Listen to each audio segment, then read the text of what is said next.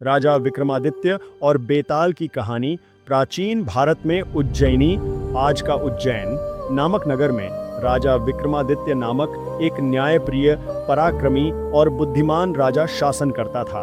उसका नाम दूर दूर तक प्रसिद्ध था।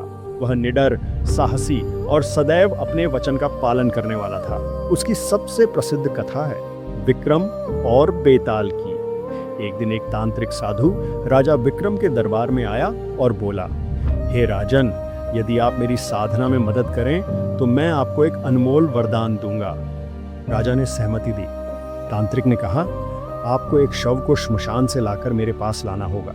वह कोई साधारण शव नहीं, बल्कि पेड़ पर उल्टा लटका हुआ एक बेताल है, एक भूत जो बात करता है। राजा विक्रमादित्य ने वचन दिया और श्मशान की ओर निकल पड़ा।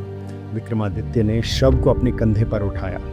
तभी उस शव में बेताल बोल पड़ा, हे राजन, मैं तुम्हारे साथ चलूंगा, लेकिन एक शर्त है।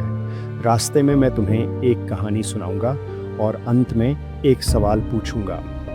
यदि तुम उत्तर जानते हुए भी चुप रहे तो तुम्हारा सिर फट जाएगा, और यदि नहीं जानते तो मैं वापस उसी पेड़ पर चला जाऊंगा।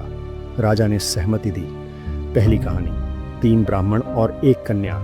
बेताल ने कहा, एक बार 3 ब्राह्मण एक सुंदर कन्या से प्रेम करने लगे। एक दिन वह कन्या मर गई।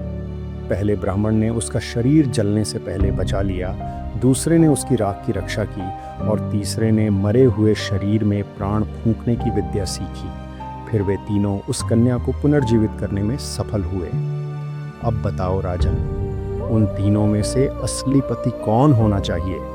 राजा विक्रम ने उत्तर दिया, जिसने उसे जीवित किया वही उसका असली पति होना चाहिए, क्योंकि उसने जीवन दान दिया।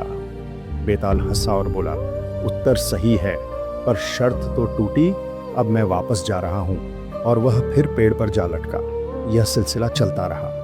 राजा बार बार उसे लाता और बेताल हर बार एक नई कहानी सुनाकर प्रश्न पूछता। इन कहानियों में नैतिकता, बुद्धिमत्ता, न्याय और इंसानियत की गहराइयों को दिखाया गया है। अंत में बेताल ने असली तांत्रिक की साजिश का भेद बताया कि वह राजा की बलि देना चाहता है। विक्रम ने अंततः उस तांत्रिक को मारकर न्याय की रक्षा की। निष्कर्ष,